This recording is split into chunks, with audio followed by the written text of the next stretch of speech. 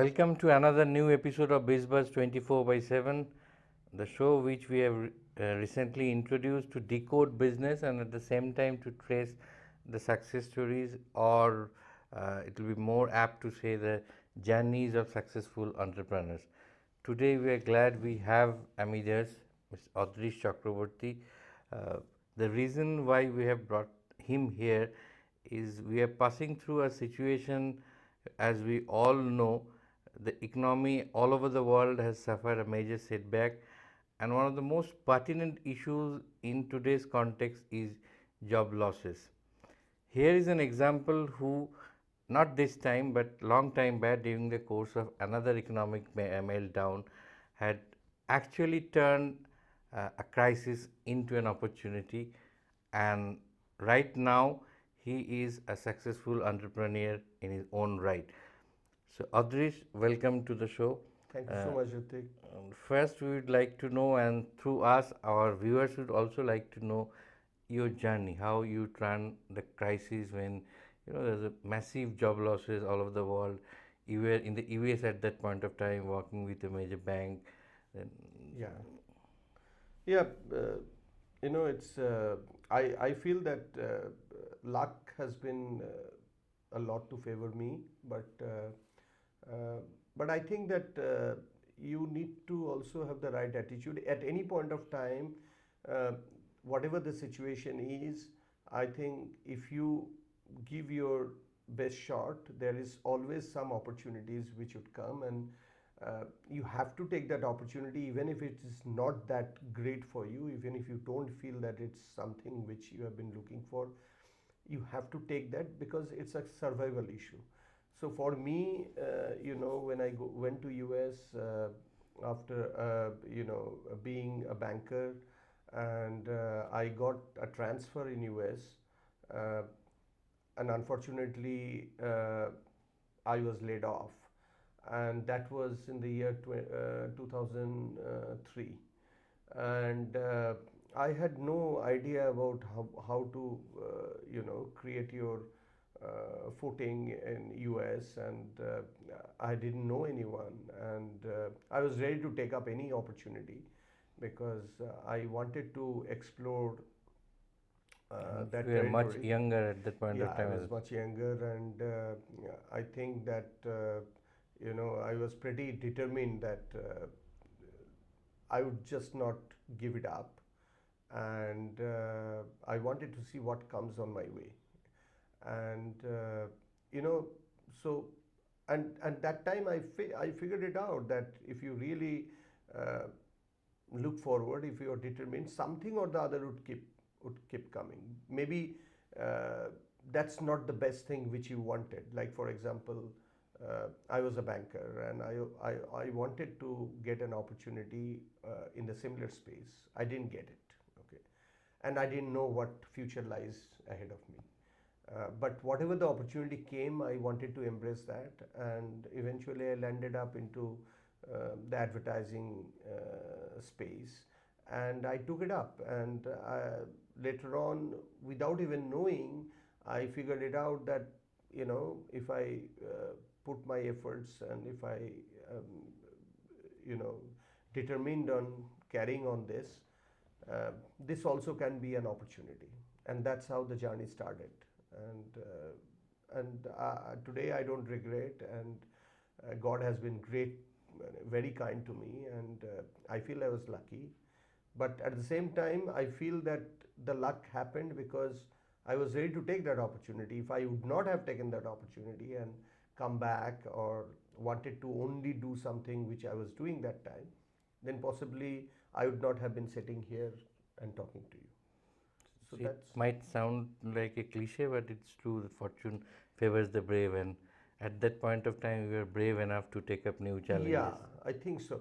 But I believe that opportunities are there always. It's basically how you look at it. Uh, in most of the times, what we feel is that we are not in a position to take up anything and everything. Even if we are in a crisis, we say that, okay, this is not something I can do, or this is not something um, I would pursue even if I don't have anything. I think that's the wrong attitude. It's a question of survival. It's question of uh, people who are expecting, who have expectations from you, and who are dependent on you. You have to help them out. You have to survive for them. So you have to take opportunities which would come, because you don't know how and when things evolve and what course it would take and where you would actually land up. You really don't know. I really didn't know 20 years back that where I would land up 20 years down the line.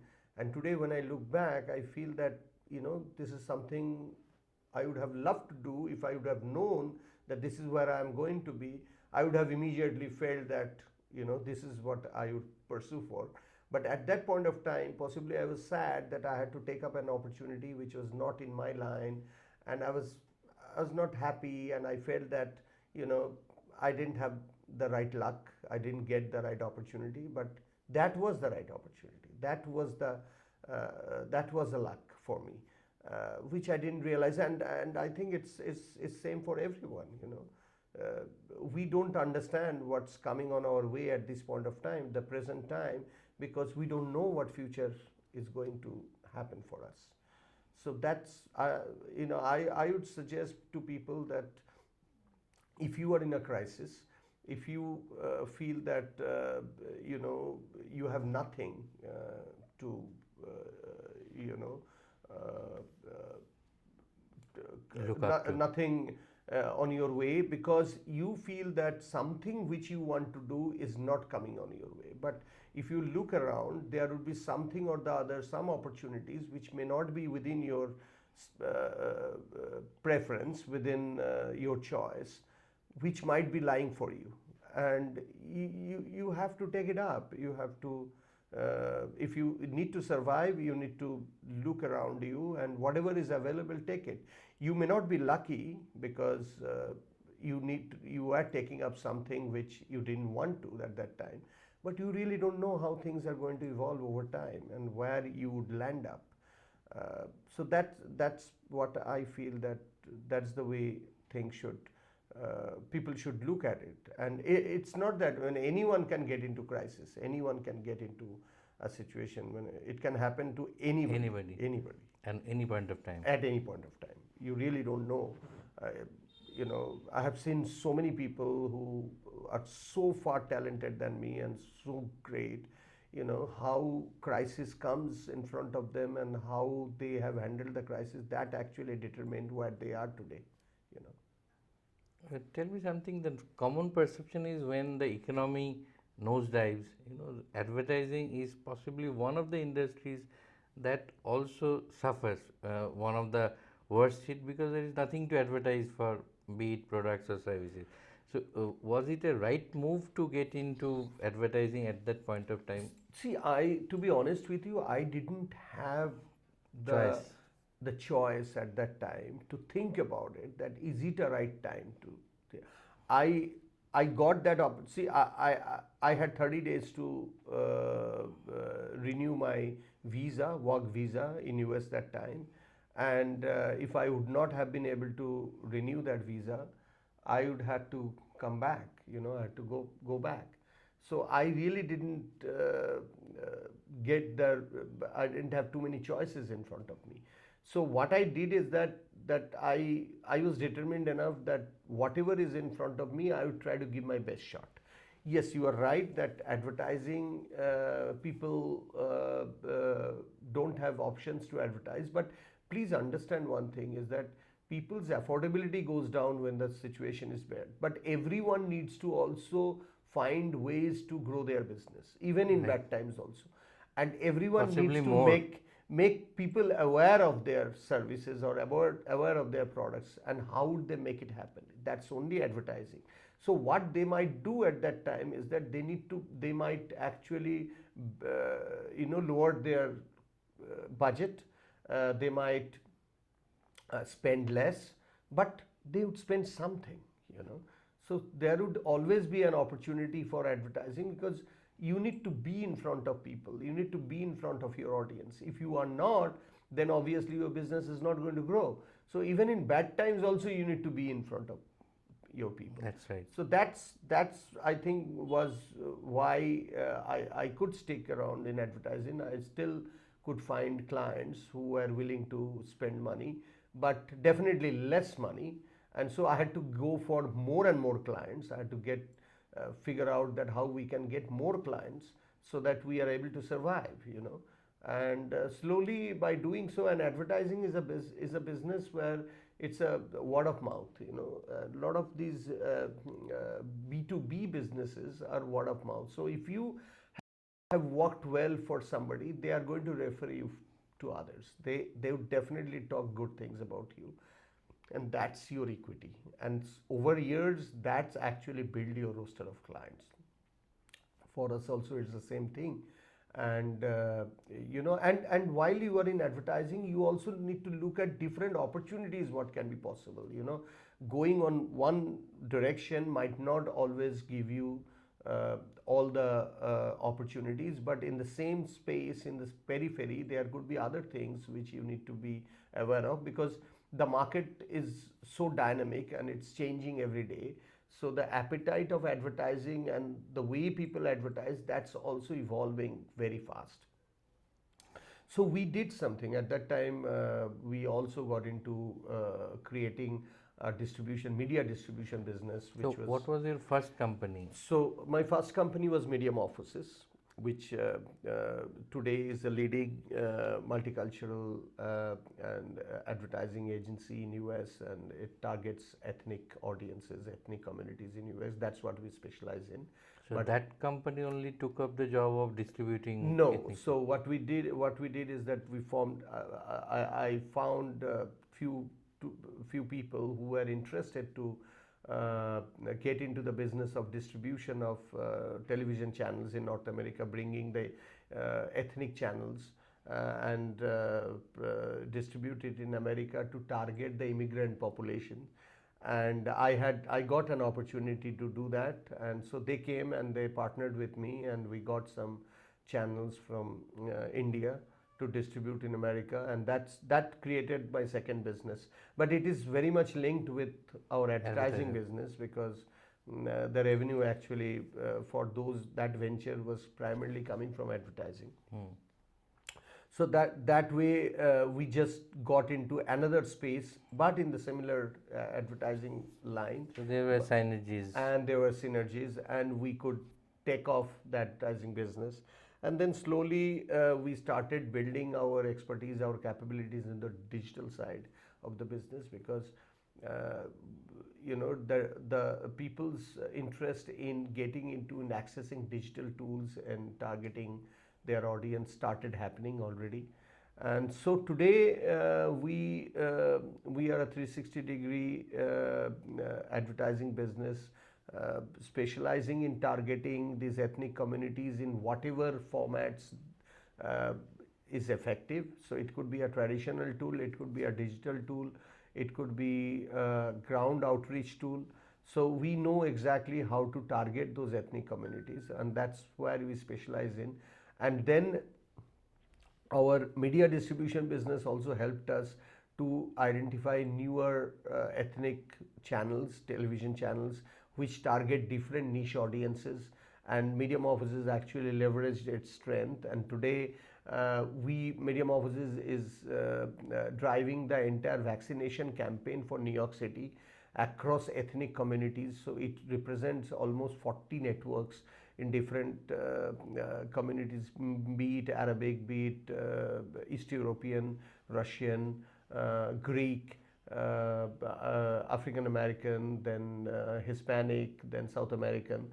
So that's basically constitute the entire scope of targeting the vaccine awareness across different communities for New York City, and we have been doing it successfully for the last 1 year now. So that really helped us, you know. So when did you first set up your company in India? Because So I did set up the first venture in India in 2008.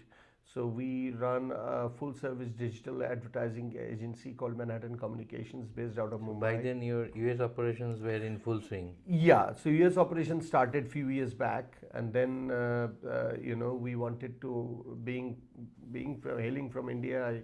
I really wanted to have a presence because we are into the advertising business and wanted to be into the mainstream in India. So we wanted to specialize into digital.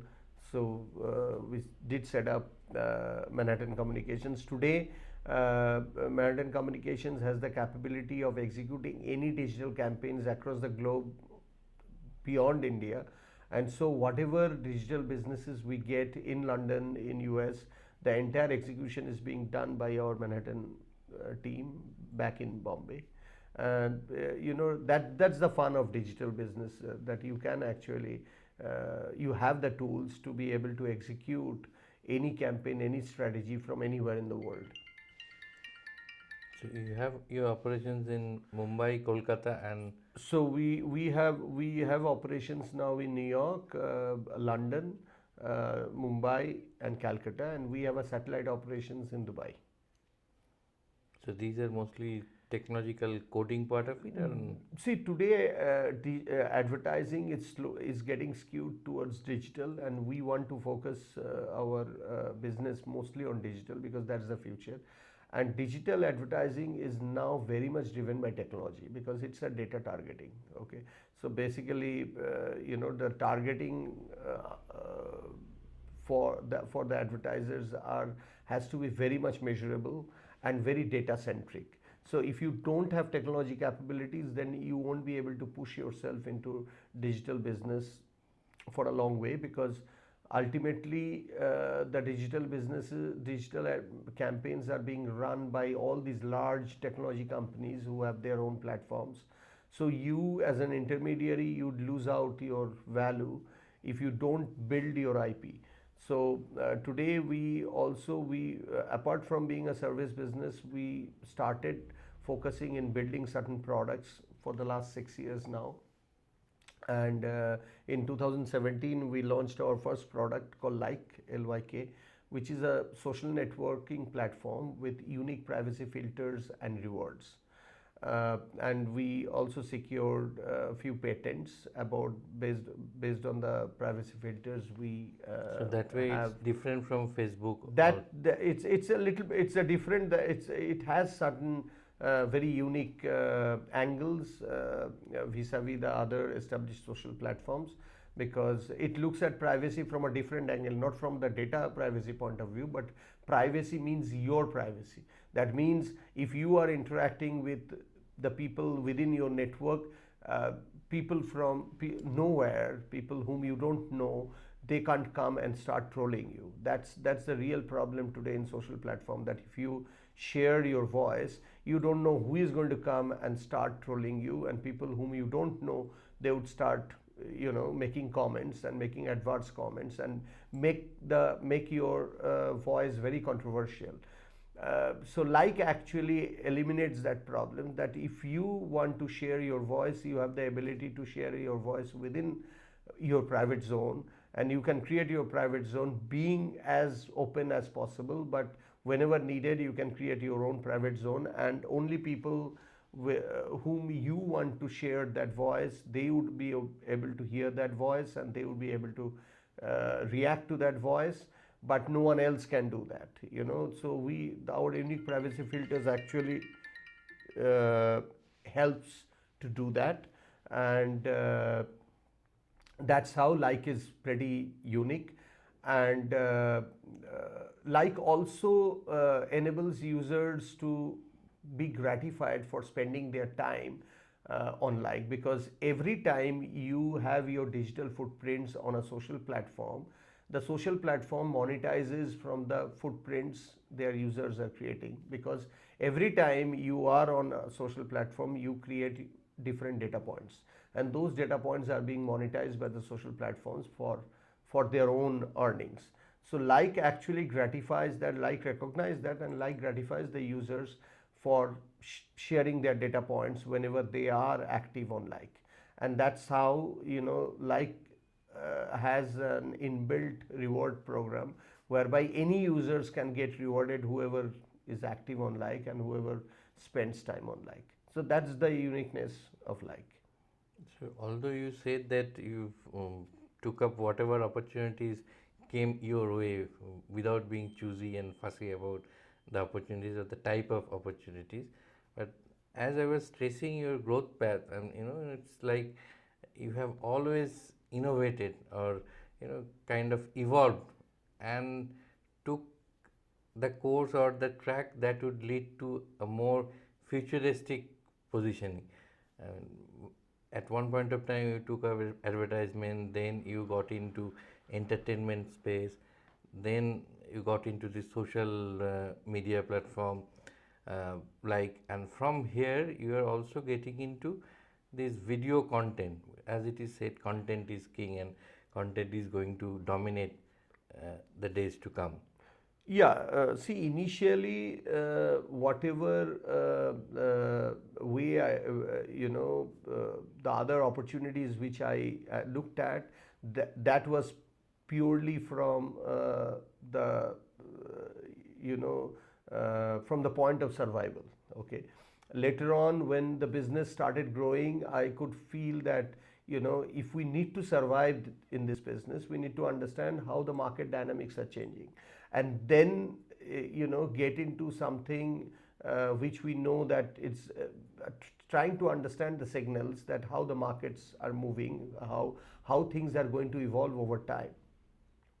So basically, getting into a social media platform is something which stuck in my mind, that which is little bit different from the advertising space, because it's a product.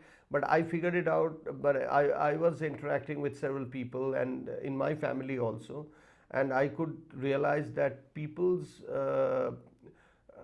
media consumption habits and people daily habits, the moment social platforms came, it's going to change the way people interact socially.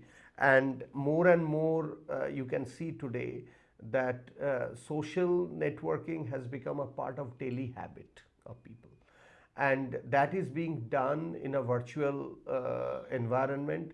So it means that every time the people are interacting with another person, it creates the digital footprints, and the advertising is very much integrated into that space.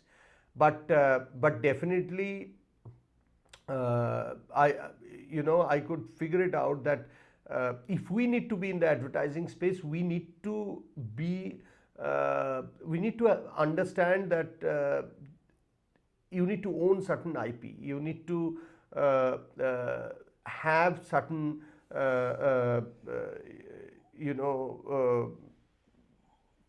ownership in the kind of the platforms, or which are going to come in future, because as an intermediary, your role is going to diminish slowly and slowly. See, today, if you see Google is making their advertising so easy to people that you may not need an advertising agency to come. So Google itself has become the biggest advertising agency, Right. And their advertising agency business is driven by their own proprietary platform. So they own that platform. So no one can take away that IP from them. No one can actually eliminate Google's presence from the advertising space. But think about hundreds and thousands and millions of people who are intermediaries at advertising business. They have no IP. Their role is slowly going to diminish once these platforms make their self-service capabilities more and more robust. So if you don't have your own IP, you'd get eliminated at some point of time. So every time, see, my problem was that every time I'm doing something, I'm looking that, can I survive? Can this continue for long? Or because I was in situation where I could feel that I have nothing and I need to survive. Everything just whatever I built, just went someday, and I could feel that insecurity has got into my mind. And whatever I was doing, I always felt that, what if this goes away? What if this doesn't exist anymore? What if So whatever you have we to look offer? ahead. Yeah, you need to look ahead, and you need to see that what you are doing and how things are going to evolve eventually. That you need to anticipate. Things may not go in that way, but you need to keep anticipating and try to see what you can do to remain in the space in future, how things are going to evolve in the future, and try to understand the market dynamics and go in that direction. That's what basically we have been doing, and still I keep doing that. And as you told rightly, that video is going to be the future in terms of communication. And so we have created a video platform out of like called like stage, which is only for video sharing, and it's a user generated platform, for creators to be able to getting another platform to monetize the opportunities for their creativity. So, what next from advertising to entertainment to distribution of So, channel? we are building. By doing so, we are building now 4 products. One is like Stage. Like Stage is a user-generated video sharing platform. We have built a digital marketing platform called Social Gear, which enables people to be able to do all their marketing in a self-service mode. And also, when we would start having advertising on Like or Like Stage, users would be able to run their campaigns through Social Gear for Like and Like Stage. So this, and then we are also building a product which is again in the synergy, which synergize with whatever we have built, called Like for Work, which is an enterprise version of Like. So today, in a decentralized system where people are all working remotely, our idea that if Like for Work it could be a platform which gives you the same experience, same virtual experience, as if that you are in the office. So if you are in In a a way, it's a kind physical of office, simulation. yes, if you are in a physical office, whatever way you experience with your colleagues in working, how that can be replicated in a virtual platform. That's what Like for Work is. So the idea is that all these products have our advertising synergy very strongly. Like Stage, Social Gear have a strong advertising synergies, and that's have been our core business. So we want to keep building these products, and we want to integrate our advertising business into these products eventually. And that's basically how I look at how our entire journey is going to be going forward. So just to sum it up in Bengali, in nutshell, what Adris has said, what we could make out or what we could gather from him, from his fascinating story, keep your core strength intact. At the same time, look ahead, কি আসতে চলেছে যেটা আমাদের নতুন করে এমন যেন না হয় যে একেবারে সব পথ থেকে আমরা বিচ্যুত হই, কোনো পথ না থাকে। কিপ ইনোভেটিং, নতুন নতুন জিনিস ভাবা, ওই again keeping the core strength intact, and at the same time think out of the box, যেটার সঙ্গে একটা সিনার্জিস্টিক অ্যালায়েন্স থাকে with the core areas. That have been the success mantra of Adrish Chakraborty, আমাদের কলকাতার home grown. Now he wings has spread all over the world. ইউকেতে আছে, আমেরিকায় আছে, আমাদের কলকাতায় আছে, বম্বেতে আছে, দুবাইতে আছে। আমি sure next time when we get to meet Adrish, he will have more wings spread across other parts of the world as well. Till then, thank you very much and all the very best for your new journey. Thank you so much, Ritik. Thank you very much for giving this opportunity to join you today.